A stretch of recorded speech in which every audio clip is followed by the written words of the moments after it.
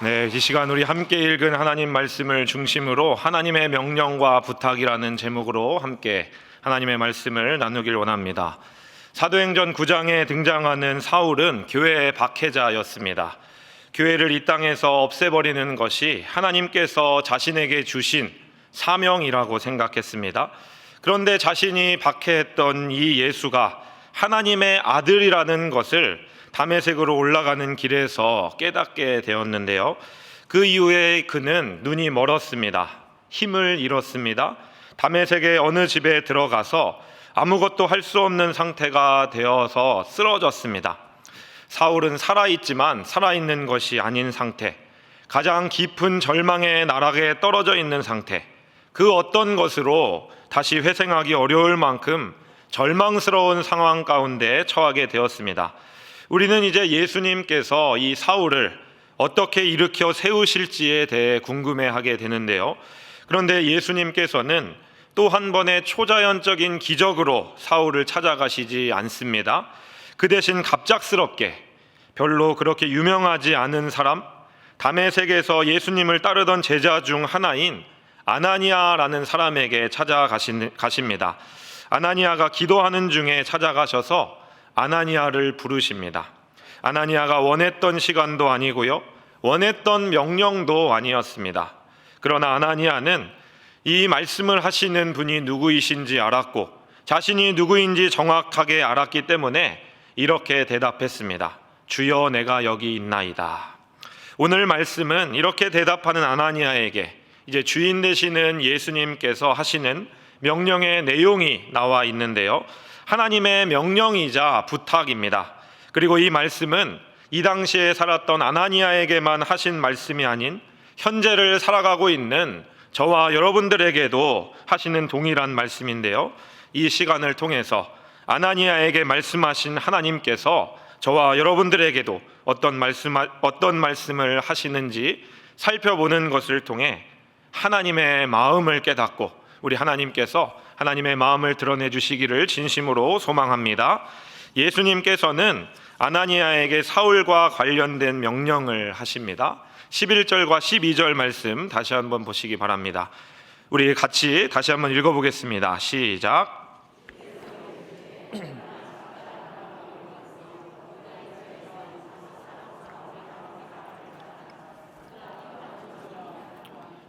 그가 아나니아라 하는 사람이 들어와서 자기에게 안수하여 다시 보게 하는 것을 보았느니라 하시거늘. 이 말씀을 통해 아나니아에게 하신 예수님의 명령을 세 가지로 나눌 수 있는데요, 가라, 찾으라, 안수하라입니다. 그 중에서 첫 번째 명령은 일어나 유다의 집으로 가라입니다. 예수님께서는 기도하고 있는 아나니아에게 일어나서 가라라고 명령하십니다. 성도 여러분, 아나니아도 기도 가운데 예수님을 만나는 것이 흔한 일이 아니었을 것입니다. 어쩌면 처음 있는 일이었을 것이고요, 평생 이번이 아니면 마지막일 수도 있습니다. 그런데 예수님께서는 아나니아에게 찾아오셔서 다른 이야기를 하시지 않습니다. 대신에 그 자리에서 곧바로 자리를 털고 일어나서 가라라고 명령하고 계십니다. 이렇게 말씀하신 예수님께서는 어디로 가야 하는지까지 아주 상세하게 말씀하시는데요, 무엇이라고 말씀하십니까? 직가라 하는 거리로 가서 유다의 집으로 가면 된다라고 하십니다. 직가라는 이 말은요, 한자어로 고들지게 직가라는 길가라는 이 한자어를 사용하고 있습니다. 일자로 쭉 뻗은 거리라는 뜻입니다. 현재 이 직가는요, 시리아의 다마스커스라는 이곳에 위치해 있는데요, 아나니아가 사울에게 세례를 주어 이 사울의 눈을 뜨게 했던 그 집을 아나니아 기념교회라고 이렇게 해서 세웠다고 합니다. 이 기념교회는 위치가 다메섹의 구시가지에 이렇게 있는데, 이 구도시 중앙에 동서로 가르지르는 고든 길을 의미하는 이 직가라는 길이 있다고 합니다. 이 직가라는 길로 가서 예수님께서는 가라라고 말씀하시는데, 거기다가 그 집 앞에 있는 문패까지, 집까지 상세하게 알려주십니다. 문패에 유다라는 이름이 적혀 있다는 것이죠.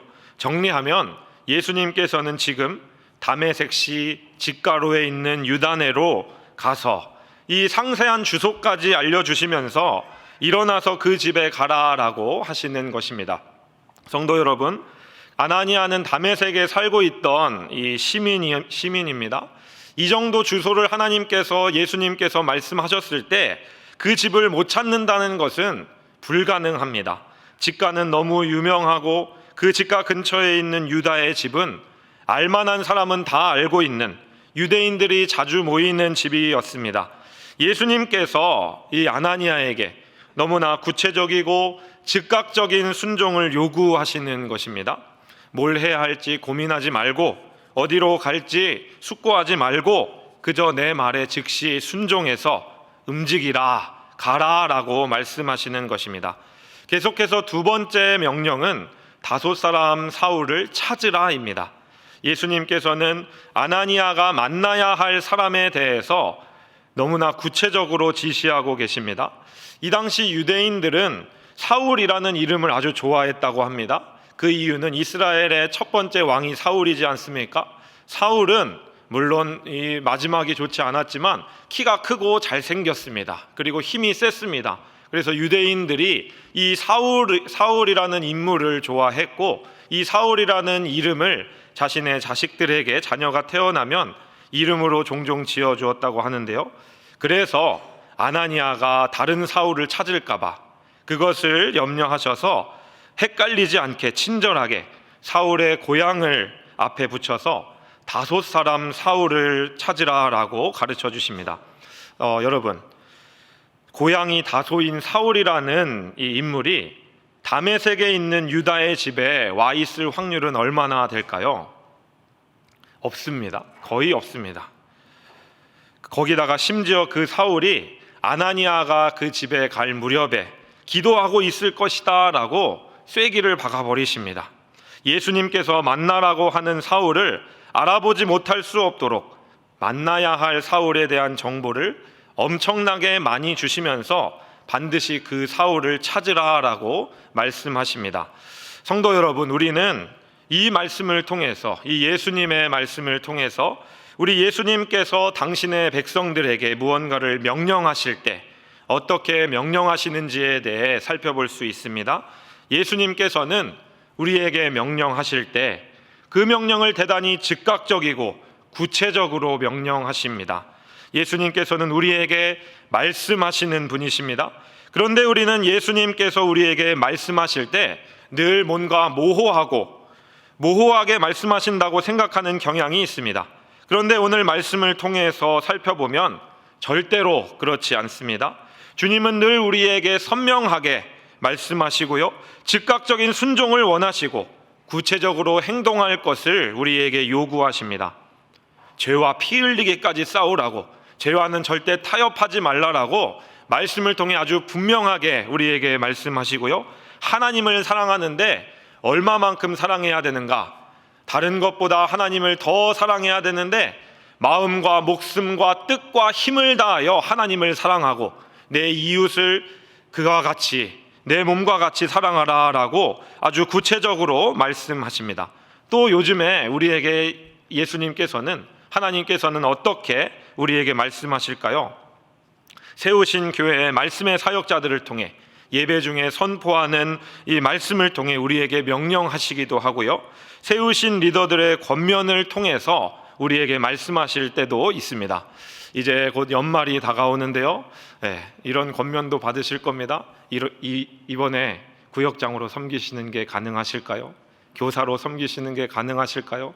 우리 부서에 오시는 게 가능하실까요? 하나님의 명령일 수도 있습니다. 이것을 하나님께서는 우리에게 이렇게 권면해서 말씀하실 때가 있습니다. 또 하나님의 말씀을 읽고 묵상하는 가운데 우리 마음에 찾아오셔서 말씀해 주시는 경우도 있습니다.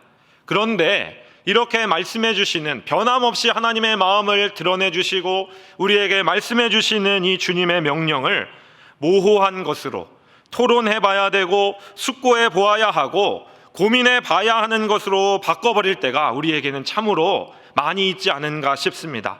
왜 그럴까요? 내 마음에 들지 않기 때문입니다. 이 권면의 말을 들으면 내가 힘들게 되고 내가 손해를 볼 것 같기 때문에 순종하기 싫어서 그럴 때가 참으로 많이 있습니다. 성도 여러분, 우리는 신앙생활을 하면 할수록, 하나님의 말씀을 배울수록, 또 성경을 알고 교회를 알고 신앙생활에 연륜이 쌓이면 쌓일수록 이 주님의 분명한 말씀에 잘 순종하지 않는 것 같습니다.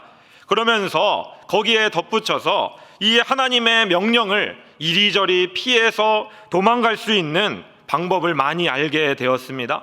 주님은 다 아십니다 라고 말하면서 그래서 기도하지 않습니다. 하나님 다 아시겠지, 내가 기도하지 않아도 하나님 다 아시겠지 하면서 기도의 자리로 나오지 않습니다. 기도의 무릎을 꿇지 않습니다. 주님은 어디에나 계십니다, 하나님 어디에나 계셔라고 말하면서 기도의 자리, 예배의 자리에 현장에 나오는 수고를 하려고 하지 않습니다. 주님은 우리를 사랑하셔, 하나님은 나를 사랑하시고 너를 사랑하셔 라고 말하면서 주님의 말씀에 내 마음과 뜻과 힘을 다해서 순종하려고 하는 대신에 게으름을 부립니다. 그래서 주님의 참을성의 한계가 어디까지인가 한번 보려고 하는 사람인 것처럼 갈 때까지 가는 경우가 우리에게 참으로 많이 있습니다. 사랑하는 성도 여러분, 여러분들 언제 주님의 명령 앞에 즉각적이고 구체적으로 순종해 보셨습니까? 최근에 언제 말씀하시는 하나님 앞에 순종해 보셨습니까? 언제 주님의 명령에 그냥 예 주님 순종하겠습니다 라고 답하고 우리의 손과 발로 그 명령을 지키셨습니까? 주님이 우리에게 모호하게 말씀하셨나요? 그렇지 않습니다. 주님은 우리에게 선명하게 말씀하십니다. 그런데 우리가 그 명령을 모호하게 만들어 버린 것은 아닐까요? 그래야 지키지 않아도 양심의 가책이 덜하기 때문입니다. 성도 여러분, 우리 하나님의 말씀 앞에 너무 머리를 굴리지 않았으면 좋겠습니다. 우리 어른들은요, 이러한 똑똑을 이렇게 불렀습니다. 헛똑똑이라고 이렇게 불렀습니다. 우리 주님께서는 오늘도 아주 즉각적이고 구체적으로 우리에게 말씀하시고 명령하십니다. 이 명령 앞에 즉각적이고 구체적으로 순종하시는 저와 여러분들이 되시기를 진심으로 축복합니다. 예수님께서 아나니아에게 하신 마지막 세 번째 명령의 내용은 사울을 안수하여 다시 보게 하라입니다.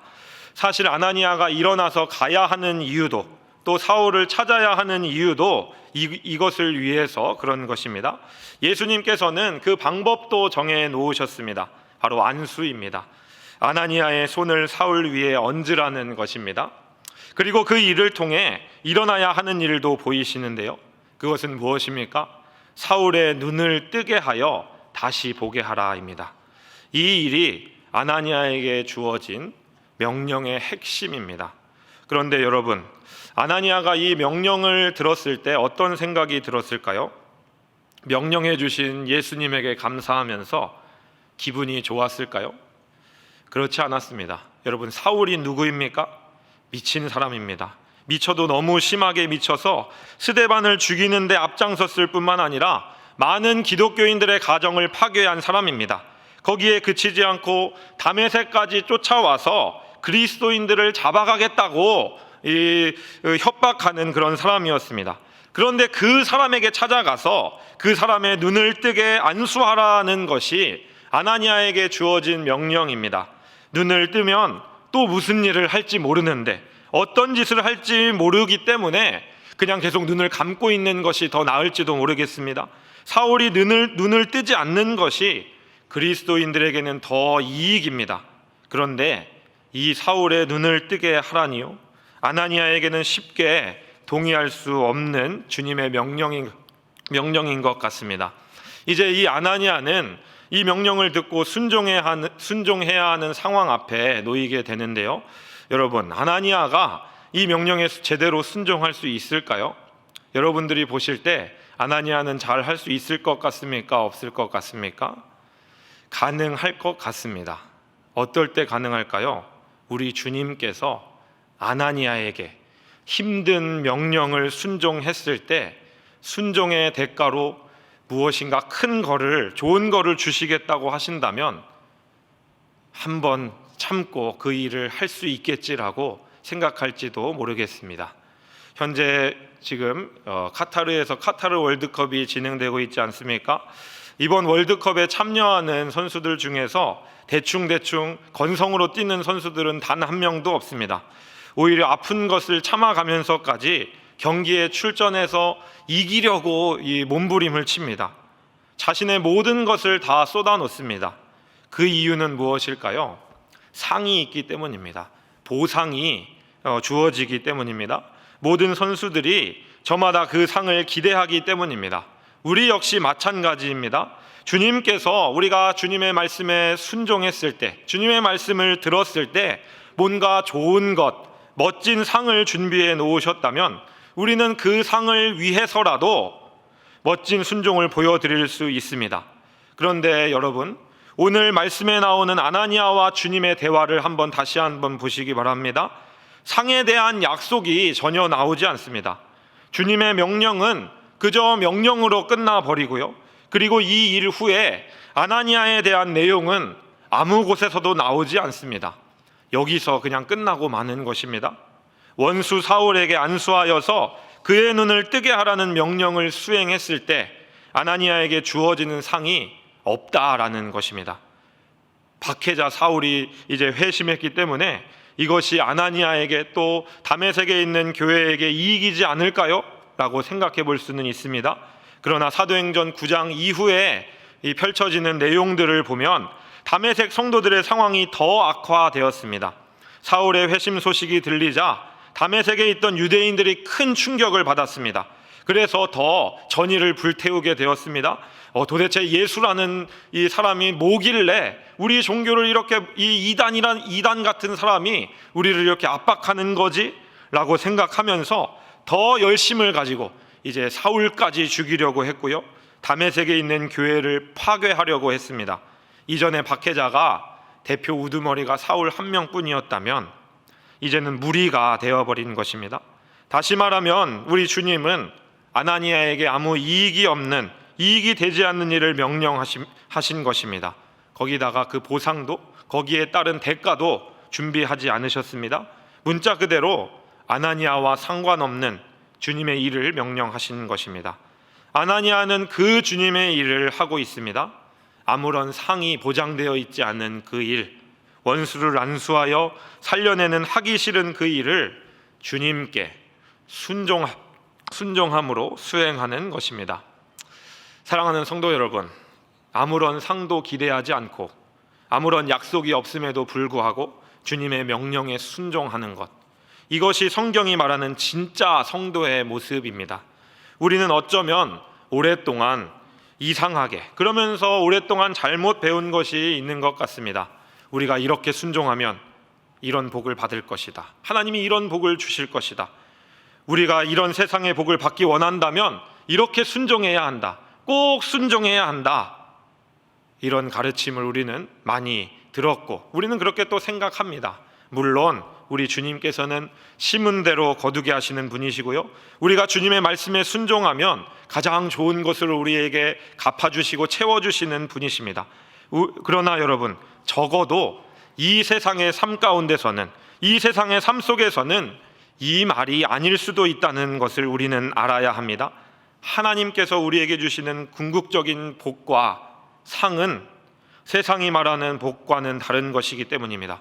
그리고 우리는 이것을 노리고 하나님께서 주실 큰 축복을 노리고 순종하고 노리면서 신앙생활하는 것은 결코 합당한 자세가 아닙니다. 그런데 우리가 잘못 생각하고 있는 것은 무엇입니까? 주님이 내가 이렇게 순종하면 나에게 주실 복과 그 상이 우리가 순종을 위해 내어놓아야 할 것들보다 훨씬 비싼 것, 훨씬 좋은 것들이어야 한다는 것입니다. 그래서 교회가 말하는 순종은 그야말로 늘 수지 맞는 장사였습니다. 그런데 여러분, 그것은 순종이 아니지 않을까요? 그것은 투자입니다. 투자. 저와 여러분들은 혹시 하나님의 보상, 하나님 앞에 투자하려는 마음으로 순종하고 계시지는 않으십니까? 하나님께서는 물론 그런 순종도 긍휼히 여기시고 불쌍히 여기시지만 그것보다 성도가 성도답게 순종하는 것을 더 기뻐하시는데요.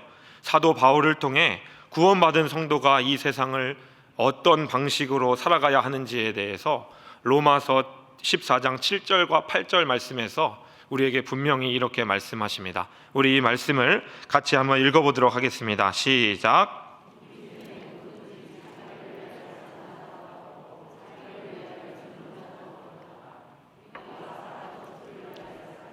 죽어도 주를 위하여 죽으니 그러므로 사나 죽으나 우리가 주의 것이로다.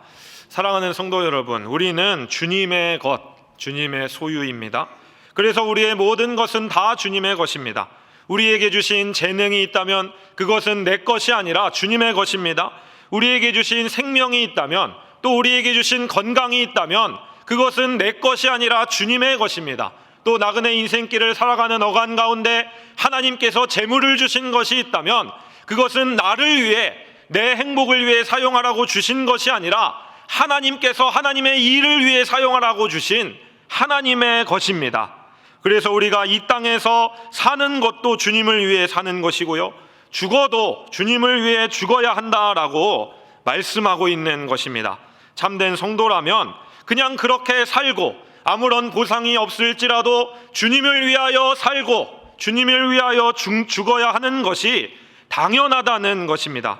주님의 명령에 아무런 상에 대한 약속이 없어도 그 명령을 지키는 것이 심지어 내게는 손해로 다가올지라도 그것이 우리 주님의 명령이라면, 우리 주인의 명령이라면 예 주님 이라고 대답하며 순종하는 것, 그것이 참된 성도에게 자연스럽게 흘러나오는 삶과 죽음의 방식이라는 것입니다. 사랑하는 성도 여러분, 저와 여러분들이 하나님의 자녀로 살아가는 이 우리의 삶 가운데 이러한 모습이 정말 우리 가운데 나타나게 되기를 진심으로 소원합니다. 하나님께서 하나님께서 주실 것을 기대해서 순종하는 것이 아니라 이제 나를 구원해 주시고 나를 사랑해 주신 그 하나님의 사랑이 너무나 놀라워서 그 사랑에 감격하여서 내게 주신 모든 것을 가지고 주님을 섬기고 주님께 순종하려고 하는 이 마음을 우리 하나님께서 부어주시기를 주님의 이름으로 축복합니다. 사랑하는 성도 여러분, 이제 마지막으로 살펴보려고 하는 주제가 있습니다. 부활하신 예수님께서는 다메섹으로 올라오던 사울을 만나 주셨습니다. 그리고 3일이 지난 후에 다메섹에 살고 있던 성도인 아나니아에게 나타나셨습니다. 그리고 아나니아에게 명령하셔서 사울의 눈을 뜨게 하고 있습니다. 여기서 질문입니다. 예수님께서는 왜 이렇게 하실까요? 사울에게 그러셨던 것처럼 바로 사울을 찾아가셔서 그냥 눈을 기적적으로 팍 뜨게 해주시면 되는 거 아닐까요? 굳이 무명한 사람인 아나니아에게 이렇게 세세하게 명령하셔서 사울의 눈을 뜨게 하려는 이유가 무엇일까요? 이것이 우리 주님께서 이 땅에서 일하시는 주된 방식이기 때문입니다. 하나님께서 일하시는 방식이기 때문입니다. 사실 예수님께서 다 하시면 됩니다. 예수님께서 다 하시면 답답하지 않게 모든 것을 다 그냥 100% 다 처리하실 수 있으십니다. 다 가장 잘하실 것입니다. 사실 사울에게 이렇게 나타나실 필요도 없습니다.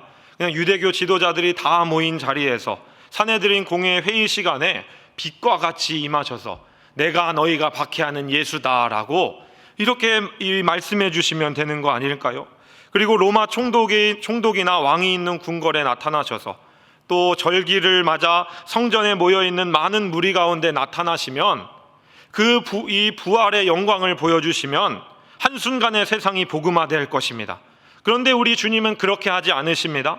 사울에게도 개인적으로 나타나시고 또 사울의 눈을 뜨게 하는 이 문제에 있어서는 아나니아에게 찾아가셔서 그가 움직이도록 하고 계십니다. 효율적이지 않은 것 같은데 왜 우리 주님께서는 이 효율적이지 않은 방법을 사용하시는 것일까요?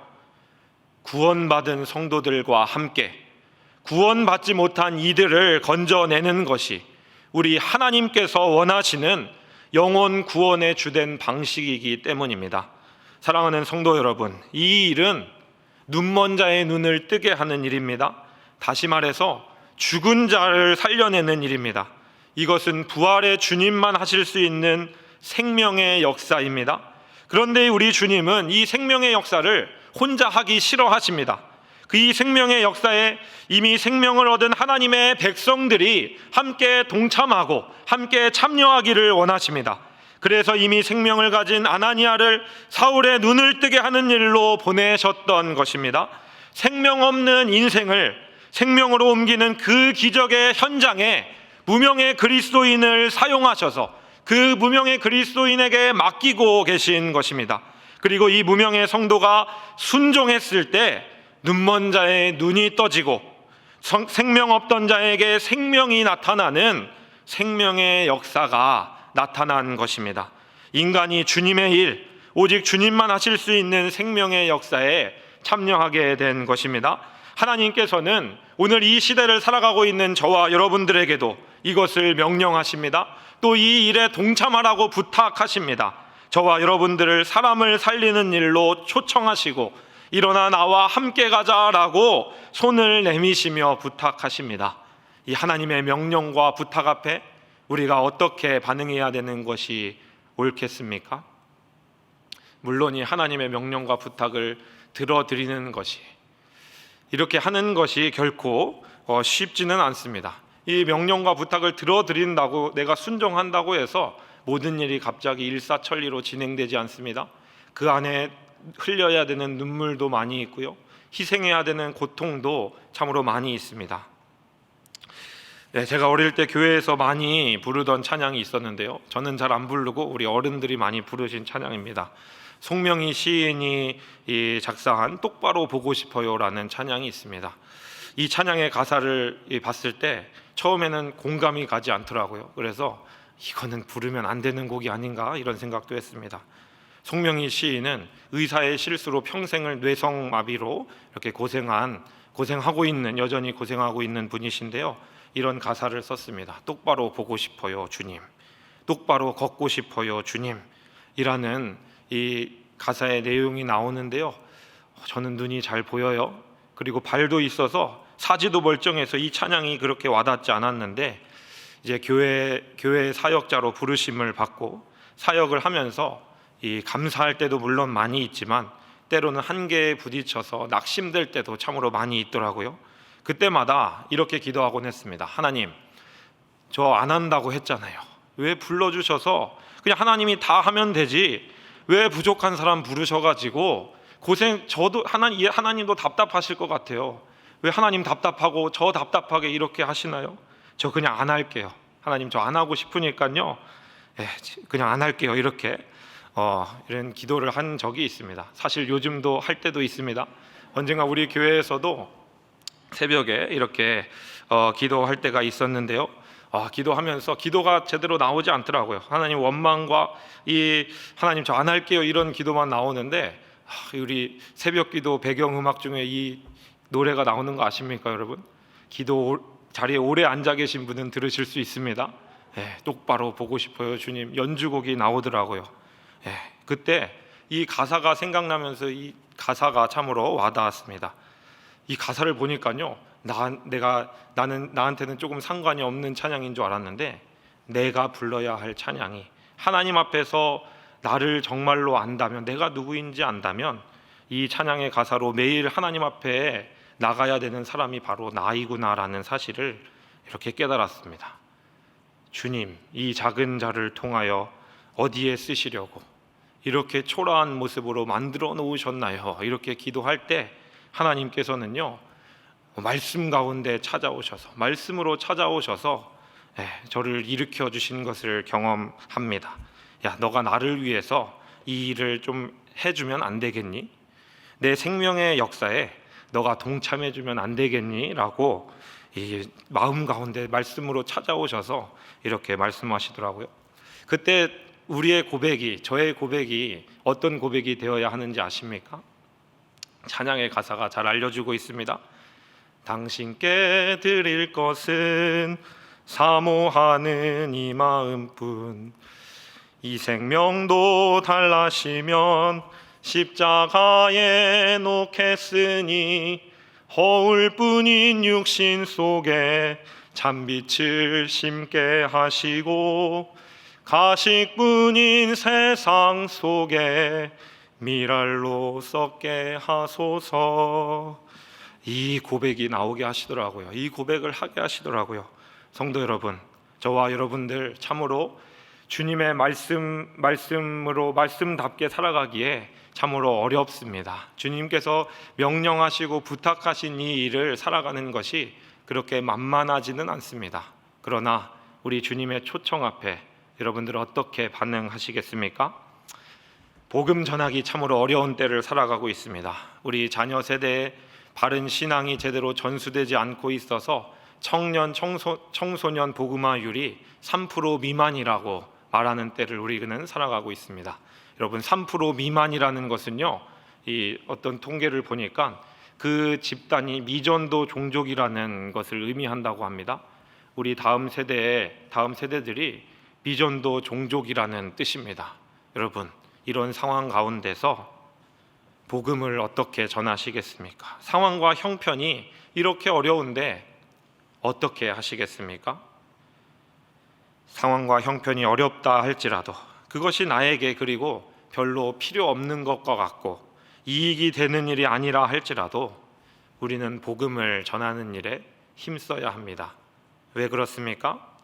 우리 주님의 변함없는 명령이 바로 이것이기 때문입니다. 이 명령 앞에서 구체적으로 내가 품어야 할 영혼은 무엇입니까? 이 하나님의 명령 앞에서 내가 순종해야 할 것이 있다면 그것은 무엇입니까? 즉각적이고 구체적으로 순종하시는 저와 여러분들이 되시기를 바랍니다.